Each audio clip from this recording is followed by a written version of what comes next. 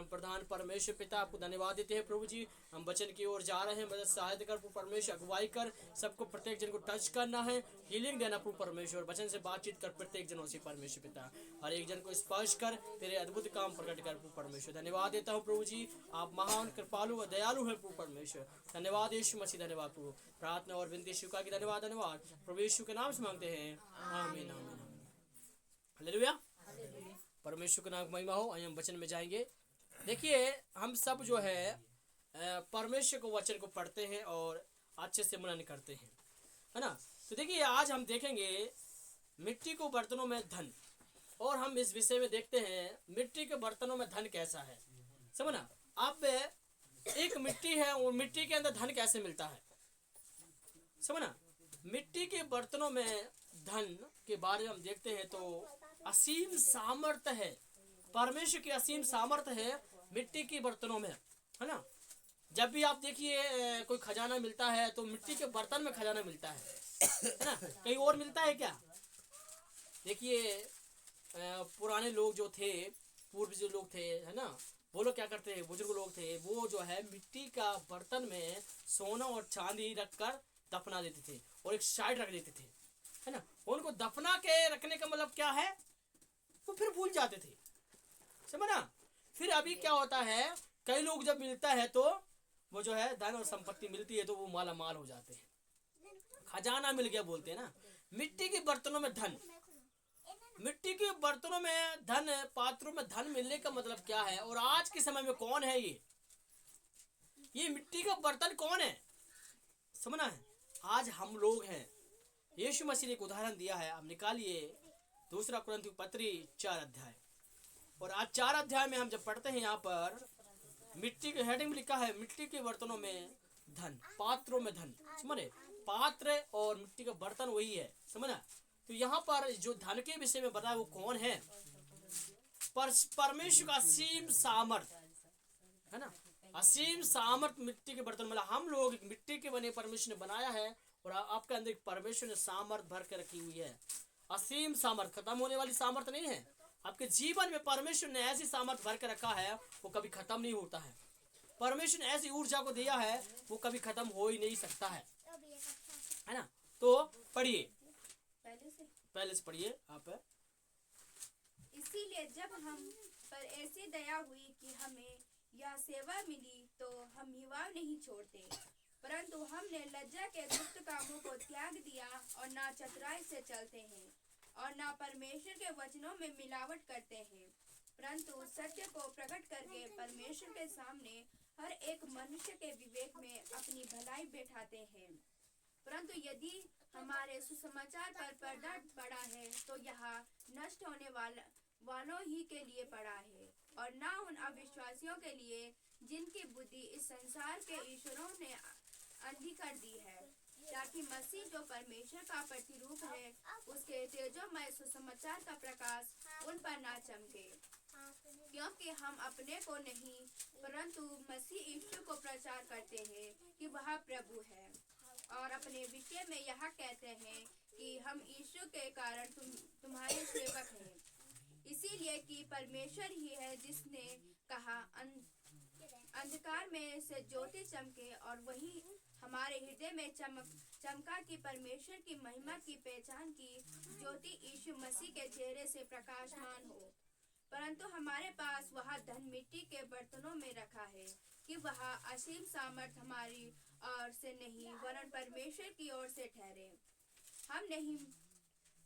हम चारों ओर से क्लेश को भोगते हैं पर संकट में नहीं पड़ते, निरुपाय तो है पर निराश नहीं होते, सताए तो जाते हैं पर त्यागे नहीं जाते, गिराए तो जाते हैं पर नष्ट नहीं होते।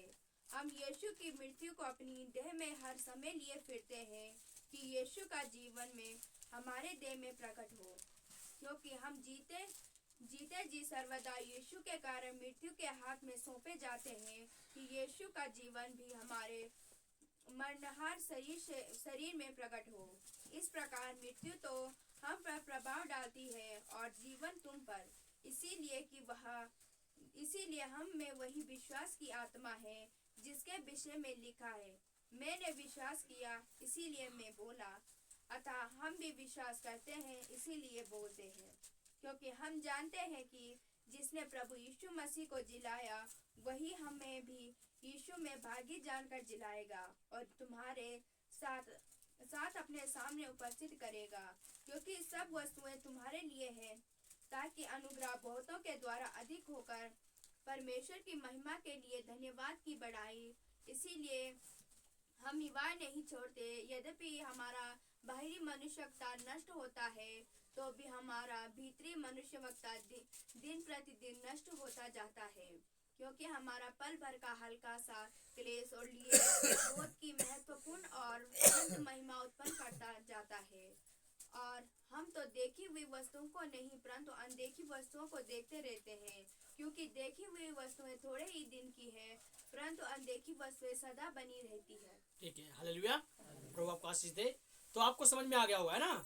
तो यहाँ पर जब हम पढ़ते हैं तो देखो हम लज्जा के गुप्त कामों को त्याग कर चतुराई से नहीं चलते हैं, मिलावट नहीं करते हैं, सारी बातें हैं पौलुस बोल रहा है।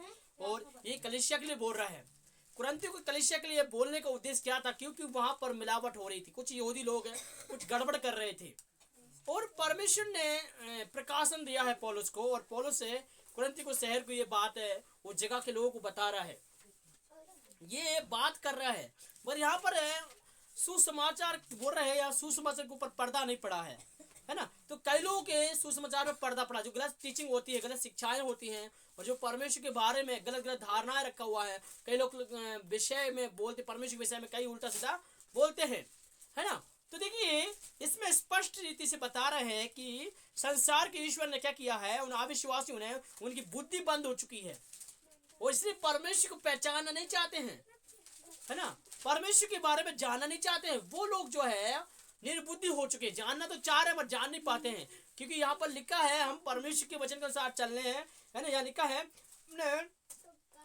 लज्जा के गुप्त कामों को त्याग कर चतुराई से नहीं चलते हैं, बल्कि वचन की मिलावट भी नहीं करते हैं, पर वचन के अनुसार चलने की फूटों से चौकसी करते हैं। तो कलीसिया जो है, पवित्र कलीसिया परमेश्वर के मार्ग में चलती है और परमेश्वर को वचन के अनुसार चलती है, और वो दूसरों के मार्ग में नहीं चलती है, ठट्टा करने वाली मंडली में नहीं जाएगी, क्योंकि परमेश्वर को वचन सच है। और मिलावट करने वाले परमेश्वर उनको दंड देता है, मिलावट करने वालों को वो छोड़ेगा नहीं।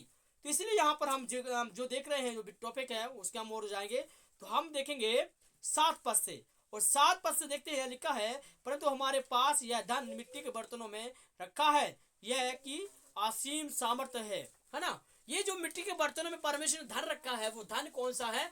परमेश्वर ने हमें हर एक वरदान से तृप्त किया है ना। परमेश्वर ने प्रत्येक व्यक्तियों को परमेश्वर ने अभिषेक से तृप्त किया है। तो अब ये नहीं कह सकते परमेश्वर ने मुझे कुछ नहीं दिया, परमेश्वर ने आपको बहुत कुछ दिया है ना। तो ये मिट्टी का बर्तन कौन है? हम लोग हैं। परमेश्वर की सामर्थ और परमेश्वर का खजाना हमारे अंदर वास करता है।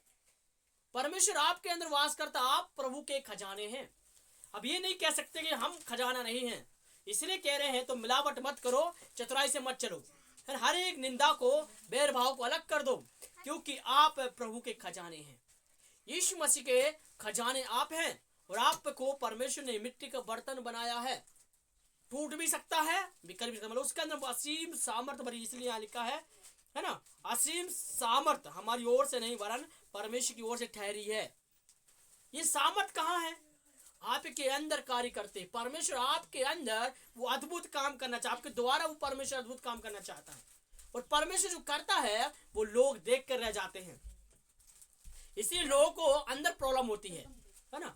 तो देखिए अगर ये भी लिखा है, हमें संकट तो मिलता है ना, कलेश में हम पढ़ते हैं, भोगते हैं, पर हमें संकट में पढ़ते नहीं है। कलेश तो मिल रहा है, संकट तो मिल रहा है, हम उसमें पढ़ेंगे नहीं, क्योंकि परमेश्वर ने असीम सामर्थ्य है, क्षमता दिया है, उस लड़ाई करने की क्षमता दिया है, उसे लड़ने की क्षमता दिया है, इसलिए परमेश्वर ने आपको सामर्थ्य दी है लड़ने की, है ना।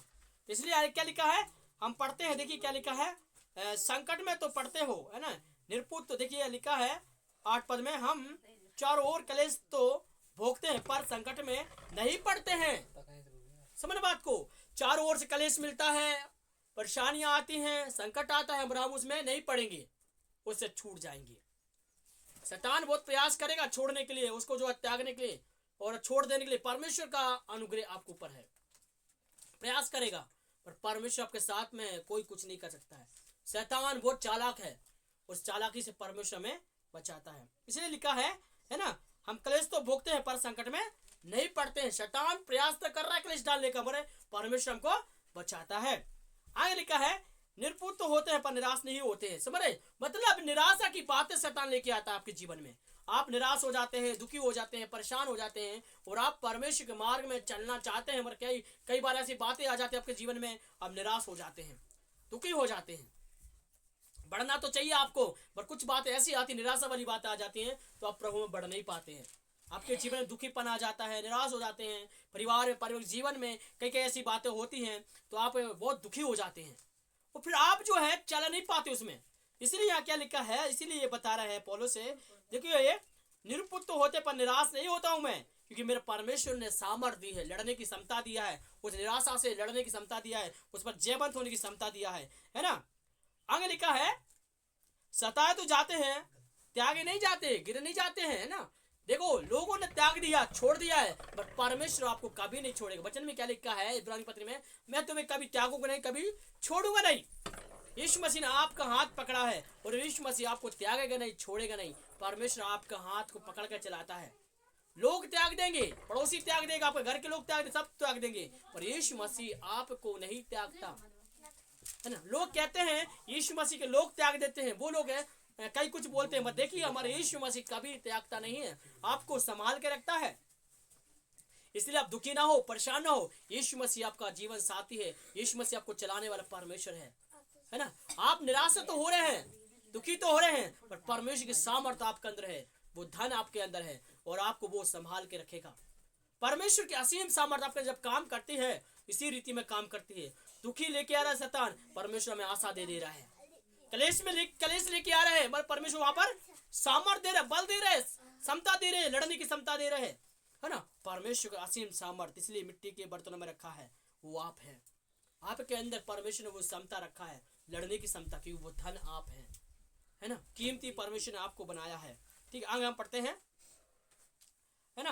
अब देखिए गिराए तो जाते हैं पर नष्ट नहीं होते हैं। मतलब देखिए गिराए तो देंगे, शैतान क्या करेगा, गिराने की बहुत प्रयास करेगा आपको, विश्वास से कई बातों को लेके आएगा और आपको विश्वास को तोड़ने की बहुत कोशिश करेगा और आप गिर तो जाएंगे मगर आप उठ के खड़े हो जाएंगे। वचन में लिखा है धर्मी 7 बार गिर जाएगा फिर भी उठ के खड़ा हो जाएगा, है ना। तो शैतान क्या करेगा, आपको गिराने की बहुत प्रयास करेगा, आपको गिराएगा, मगर परमेश्वर क्या करेगा, आपको उठा के फिर से खड़ा कर देगा। शैतान चालाकी से कार्य करेगा, मगर परमेश्वर फिर से आपको उठा के खड़ा कर देगा। शैतान आपको जो है बहुत प्रयास करेगा गिराने का, मगर परमेश्वर आपको उठा रहा है। परमेश्वर आपको उठाने का मतलब यह है कि आप परमेश्वर का असीम धन है। परमेश्वर ने आपको बनाया इसलिए है, आप बहुमूल्य है। आप निराश मत हो, दुखी मत हो, कि परमेश्वर आपके साथ में है। इसीलिए लिखा है ना, सताए तो जाते हो पर त्याग नहीं जाते, गिराए तो जाते हो पर नष्ट नहीं होते हैं, है ना। अब देखिए 10 पद में क्या लिखा है, हम यीशु की ओर से हम यीशु की मृत्यु को अपने देह में समाये फिरते हैं, लेके मतलब जीवन में जो है अपने देह में, हमारे हृदय में, हर बात में लेके फिरते चलते फिरते हैं। समझ, यीशु मसीह आपके जीवन में कार्य करता है ना। तो आपको समझ में आ गया ना। तो देखिए लोग आपको त्याग देंगे, छोड़ देंगे, कई कुछ बोलेंगे, पर परमेश्वर आपको चलाएगा। आप दुखी नहीं होना है, परेशान नहीं होना है ना। आप सताए जाएंगे, क्लेश आएगा, दुखी आएगा, मगर परमेश्वर आपको समय पर उठाएगा। बहुत सारे लोग यीशु का निंदा करते हैं, है ना, उनको नहीं मालूम, उनकी बुद्धि बंद कर दी। इसीलिए ऊपर लिखा है 4 पद में, है ना, इस संसार के ईश्वर ने क्या किया है, अंधा कर दिया, बुद्धि बंद कर दी, परमेश्वर के बारे में जानने न पाए, है ना। इसलिए यीशु मसीह के मजाक उड़ाते हैं लोग, पर वो परमेश्वर के अधीन नहीं है, शैतान के अधीन है, संसार के मित्र हैं, इसलिए वो ऐसे करते, उनको नहीं मालूम प्रभु यीशु मसीह के बारे में। जब जान जाएंगे बुद्धि खुल जाएगी। ठीक है, अगर हम पढ़ते हैं तो हम यीशु मसीह को प्रकट करना चाहते हैं, यीशु मसीह के बारे में हम जानना चाहते हैं ना, तो हम आगे जल्दी से पढ़ेंगे। ठीक है, अब देखिए यहाँ पर परमेश्वर की महिमा को प्रकट करते हैं। हमारा भीतरी मनस्तत्व जो है दिन प्रतिदिन आगे बढ़ता है, हम जो है ऊपरी मनस्तत्व नष्ट होता है, हमारा भीतरी मनस्तत्व दिन प्रतिदिन बढ़ता चला जाता है। इसलिए हल्का सा कलेश बहुत महत्वपूर्ण रखता है। आपके जीवन में छोटा सा कलेश आ रहा है तो आप बहुत महत्वपूर्ण हैं, आप उसको तुच्छ ना समझें। अगर आपके जीवन में जरा सा कलेश आया है तो परमेश्वर बहुत बड़ा काम करने जा रहा है आपके जीवन में, है ना। इसलिए 16 पद में लिखा है, इसलिए हम युवाओं नहीं छोड़ते, तथापि हमारी बाहरी मनुष्यत्व नष्ट होता है जाता है, तो अभी हमारे भीतरी मनुष्यत्व दिन प्रतिदिन नया होता जाता है। आपका अंदरी मनुष्यत्व दिन प्रतिदिन नया होता जाता है, प्रतिदिन प्रभु में बढ़ता चला जाता है ना। इसलिए यहाँ लिखा बाहरी मनुष्यत्व क्या हो रहा है, नष्ट हो रहा है। आपका बाहर का मनुष्यत्व नष्ट हो गया, क्लेश होता है, संकट आते हैं, बीमार पड़ते, कई कुछ होता है ना, ये नष्ट हो गया। आपका एक अंदर है मनुष्यत्व, पवित्र आत्मा आपके अंदर कार्य करता है। प्रभु यीशु मसीह ने आत्मा दिया है, वो आपके अंदर आत्मा है और वो प्रभु में मजबूत होता है। जितना कलेश आएगा उतना मजबूत होगा, आप स्ट्रांग होगी, है ना। लोहा जितना पानी में जाता है उतना मजबूत कर देता है। जैसा देखिए एक लोहार क्या करता है, पानी में क्यों धार बनाता है, क्या जरूरत है बताओ। पानी में लोहार जो लोहा को क्यों डालता है, लोहार क्या करता है, पानी में डालने का मतलब क्या है, धार मजबूत क्यों करता है, कच्चा है। तो आप क्या बोलते हैं, भाई साहब जरा सा पानी और तेज कर देना ताकि धार बढ़िया होना चाहिए, अच्छे मजबूत होना चाहिए। जो टूट जाएगी तो वो क्या करेगा, थोड़ा सा पानी और छन्न करेगा, डाल के थोड़ा सा और मजबूत करेगा, क्योंकि पानी मजबूत कर रहा है उसको, है ना। फिर पकाएगा, फिर डाल देगा, मजबूत हो जाएगा, है ना, तो बढ़िया चलेगा, धार बढ़िया बन जाएगी। लोहा तो एक मार में टूट जाएगा, इसको मजबूत कर दिया जाता है। इसी प्रकार यीशु मसीह भी हमारे जीवन को मजबूत करता है। बाहर का मनुष्यत्व नष्ट हो रहा है, मगर अंदर का भीतरी मनुष्यत्व दिन प्रतिदिन मजबूत बनता चला जा रहा है ना। गिराए तो जा रहे हैं, निराश तो हो रहे, संकट भी आ रहा है, ये सब हमें मजबूत करता है, स्ट्रॉन्ग करता है, प्रभु में बढ़ाता है। जितना कलेश आपके जीवन में आएगा उतना जरा मजबूत बनते चले जाएंगे। और कई लोग तो निराश होकर गिर जाते हैं, बिखर जाते हैं, पर यीशु मसीह में वचन में क्या लिखा है, हल्का कलेश लिखा है 17 पद में, क्योंकि हमारे पल भर का हल्का सा कलेश हमारे लिए बहुत महत्वपूर्ण है और अनंत महिमा को उत्पन्न करता है। समझना, आपके जीवन में जरा सा कलेश है, जरा सा संकट है तो बहुत महत्वपूर्ण है। आप उसको तुच्छ ना समझें, परमेश्वर बहुत कुछ करना चाहता है। संकट आया है, क्लेश आया है, परेशानी है, तो इसके पीछे परमेश्वर ने असीम धन छुपा कर रखा है, संपत्ति को छुपा कर रखा है। वो कौन है, आनंद, खुशी, उसके सामने धन संपत्ति कुछ भी नहीं है। इसलिए यहाँ लिखा मिट्टी के बर्तन असीम सामर्थ, वो क्या है, आनंद छुपा कर रखा परमेश्वर ने, खुशी, शांति, सब कुछ परमेश्वर ने दिया है ना। ये बर्तनों में जो हमारे जीवन में रखा वो सामर्थ है, वो सामर्थ रखा है आपके जीवन में, परमेश्वर ने सामर्थ रखा है, समय समय पर वो प्रकट होता है। इसलिए हम निराश ना हो, दुखी ना हो, परमेश्वर के सामर्थ कार्य करता है। आपके जीवन में कलेश है तो हल्का सा कलेश भी आ रहा है तो आपको बहुत महत्वपूर्ण है, और परमेश्वर उसमें आपको महिमा उत्पन्न करके देगा।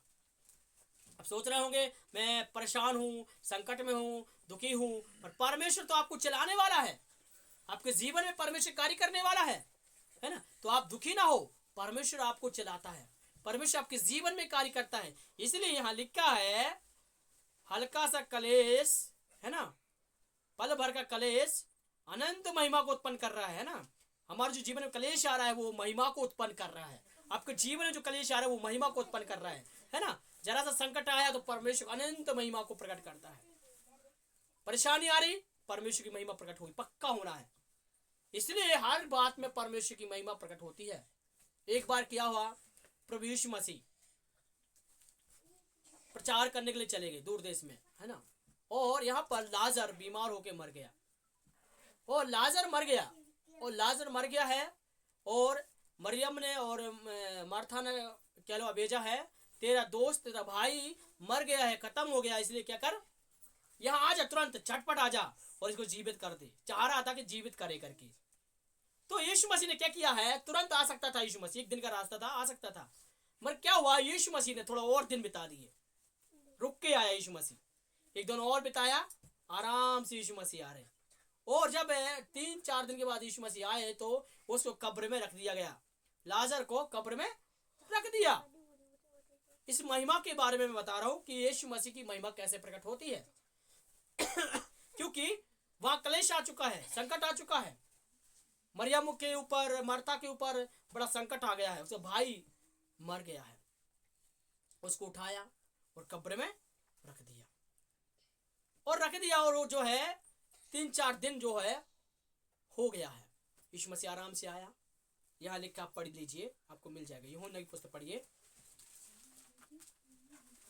निकालिए मेरे साथ में यूहन्ना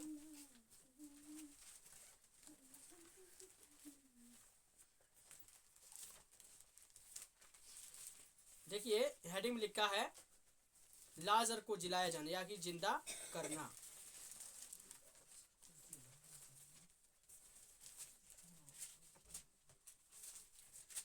17 पद पढ़िए, 11 अध्याय का 17 पद।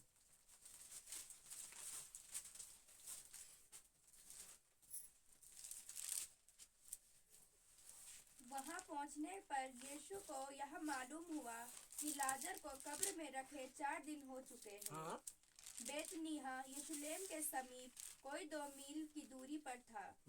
बहुत से यहूदी मार्था और मरियम के पास उनके भाई की मृत्यु पर शांति देने के लिए आए थे। जब मार्था ने यीशु के आने का समाचार सुना तो उससे भेंट करने को गई, परंतु मरियम घर में बैठी रही।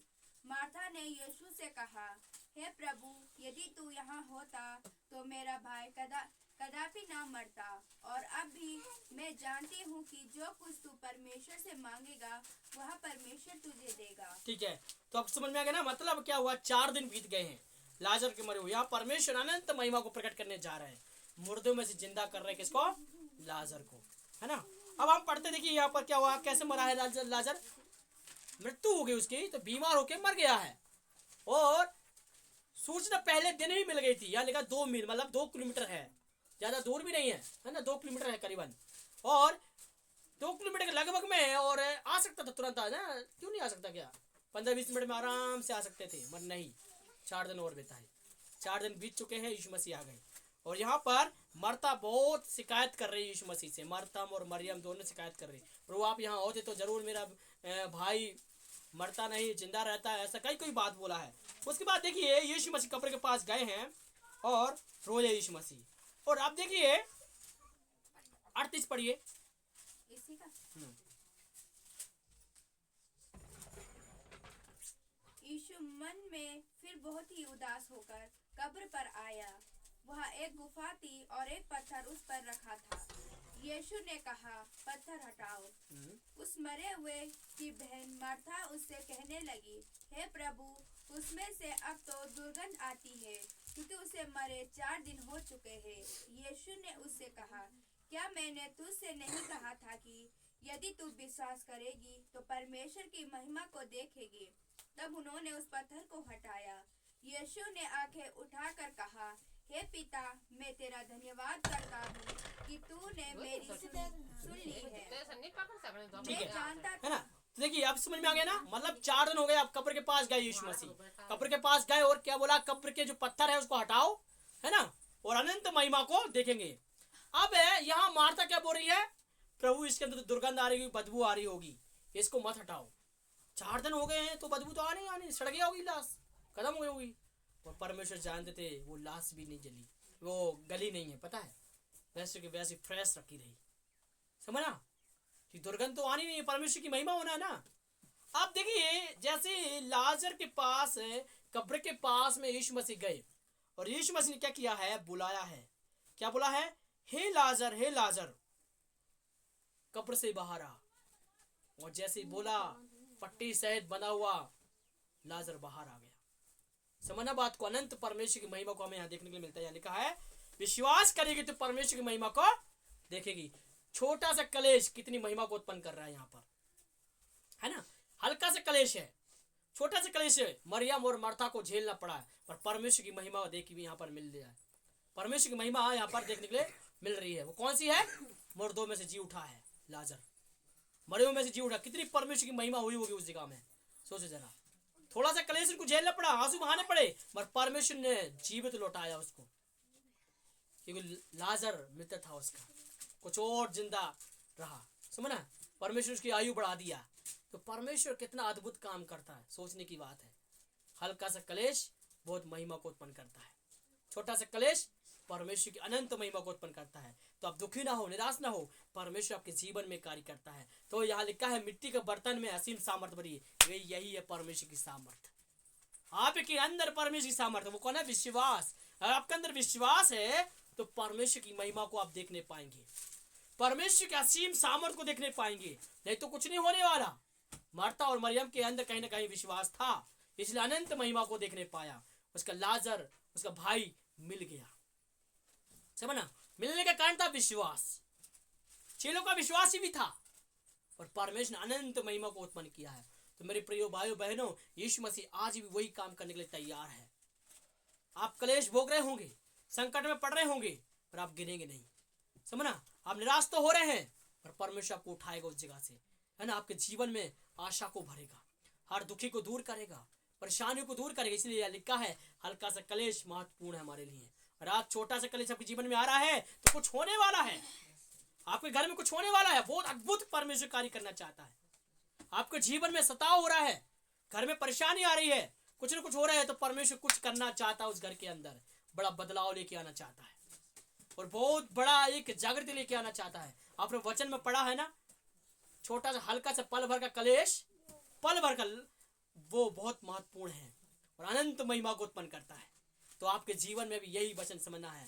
परमेश्वर वचन कहता है अनंत महिमा को उत्पन्न करेगा। पल भर का क्लेश आपने झेला है और परमेश्वर असीम सामर्थ्य से भर देगा आपको। आप निराश ना हो, दुखी ना हो, परमेश्वर आपके साथ में है। आप दुखी होने की जरूरत नहीं है ना। असीम सामर्थ्य परमेश्वर आपके अंदर रखा है। मिट्टी के बर्तनों में परमेश्वर ने असीम सामर्थ्य रखा है, वो हम लोग हैं। हमारे अंदर विश्वास के बरकर का, शांति बरकर का, सब कुछ एक धन को रखा हुआ है ना। ये जो संसार का धन है वो परमेश्वर के प्रेम के आगे फीका पड़ जाता है। आपके अंदर परमेश्वर की सामर्थ्य है, आपकी सामर्थ्य आपके अंदर ही आ रही है। परमेश्वर की सामर्थ्य आपके अंदर ही कार्य करती है, दूसरी का नहीं। इसलिए आप समझना है, परमेश्वर की सामर्थ्य आपके अंदर कार्य करती है तो उसको अनुमति भी देना, स्वीकार करना। प्रभु आप मेरे जीवन में कार्य कीजिए, है ना। मिट्टी के बर्तनों में धन छुपा है, वो सामर्थ्य छुपी हुई है, वो असीम सामर्थ्य छुपी हुई आपके अंदर, वो काम करती है। तो आप समझ गए होंगे। बताने के लिए तो अंदर बहुत कुछ है, टाइम भी हो रहा है ना। इसके अंदर जो बताएंगे तो बहुत सारे वचन इसके अंदर है। मैं थोड़ा छोड़ दिया आगे का ही बताएंगे तो बहुत टाइम हो जाएगा, इसलिए मैं आपको थोड़ा सा बताया। तो आज आप निर्णय ले लीजिए अपने जीवन में। अपने जीवन में निर्णय लेंगे। क्या निर्णय लेना है? प्रभु मैं आप पर विश्वास किया है ना। क्या निर्णय लेना आप समझना है, मेरे अंदर प्रभु तेरी सामर्थ्य भरी है, मैं उसको यूज करना जानने पाऊँ, उसको उपयोग करना जानूं। प्रभु अच्छे से विश्वास करना जानूं। प्रभु परमेश्वर आपकी सामर्थ्य मेरे अंदर कार्य करना है। हालेलुया। आंखों को बंद करेंगे, प्रार्थना में जाएंगे। Hallelujah hallelujah. अरे मेरे प्रिय भाई बहनों, आप प्रार्थना करें। हालेलुया। आप क्लेश भुगत रहे, निराशा में है, दुखी में है, परेशान में, किसी भी क्षेत्र में आप कार्य आपके जीवन में हो रहा है शैतान का, यीशु मसीह कहता है हल्का सा क्लेश, पल भर का क्लेश अनंत महिमा को उत्पन्न करता है। परमेश्वर आपके घर में अनंत महिमा को प्रकट करने जा रहा है और उसकी महिमा को आप अपने परिवारों में देखेंगे। आपका अभिषेक आपके जीवन में कार्य कर रहा है। जो आपको परमेश्वर ने अभिषेक दिया है, अंदर आत्मा में दिया है, वो अद्भुत काम करने है, वो प्रकट हो रहा है। उराबा शांतना रीदला वाला वाला वे शिकरे बरे बरे अनंत महिमा को उत्पन्न कर रहा है। Hallelujah hallelujah. हम अनदेखी वस्तु पर नहीं, हालेलुया, हम देखी हुई वस्तु में विश्वास से चलते हैं और अनदेखी वस्तु के ऊपर विश्वास करके चलते हैं। हमने परमेश्वर को नहीं देखा है, परमेश्वर ने हमको देखा है और आपकी स्थिति को देखा है, आपके क्लेश को देखा है, आपकी परेशानी को देखा है, आप कैसे जीवन बिता रहे हो देखा है। सब कुछ परमेश्वर ने देखा है। आपकी स्थिति बदलने जा रहा है परमेश्वर। ओ रबा शांदना रिखा रबा शांदरे। हालेलुया। आपने अनदेखी वस्तु पर विश्वास किया, वो यीशु मसीह है। आपने यीशु को देखा नहीं है। परमेश्वर की आत्मा के जीवन में कार्य करता है, असीम सामर्थ्य कार्य करती है। ओ रबा शांदना रिदला वाला वाला वाला अरे कदा रि शांदना रिदला वाला वाला शेदरे भी। Hallelujah hallelujah. पवित्र आत्मा सबके जीवन में कार्य कीजिए प्रभु परमेश्वर। हालेलुया। आपका अभिषेक आने दे प्रभु परमेश्वर, स्पर्श कर परमेश्वर पिता। हालेलुया। जो क्लेश भोग रहे प्रभु परमेश्वर, संकट में प्रभु जी, परेशानी में प्रभु परमेश्वर, जीवन में तेरा अभिषेक कर जा प्रभु परमेश्वर। अनंत महिमा को उत्पन्न कर दे परमेश्वर पिता। आपके सामर्थ्य को प्रकट कर दे घर के अंदर परमेश्वर पिता। हालेलुया। हर एक निराशाओं को दूर कर परमेश्वर, सामर्थ्य से भर दे प्रभु परमेश्वर। मिट्टी के बर्तन में असीम सामर्थ्य ने दिया है प्रभु परमेश्वर, होने दे तेरे काम को परमेश्वर पिता। दीवाला शांदना रिकरा रीदला वाला वाला शांदना। Hallelujah hallelujah hallelujah hallelujah. धन्यवाद देता हूँ प्रभु परमेश्वर, महिमा आपको मिले प्रभु परमेश्वर। सारे आदर महिमा आपको देती, धन्यवाद देती परमेश्वर पिता। आप अद्भुत काम कर दिया इसलिए धन्यवाद परमेश्वर पिता। आप चमत्कार किए इसलिए धन्यवाद परमेश्वर पिता। परिवर्तन करने से धन्यवाद पिता परमेश्वर, अपनी महिमा और विषय के लिए धन्यवाद देता हूँ प्रभु परमेश्वर। Hallelujah hallelujah hallelujah. प्रभु जी हमारी प्रार्थना को सुनने के लिए धन्यवाद धन्यवाद धन्यवाद। प्रभु यीशु के नाम से मांगते हैं, आमीन आमीन।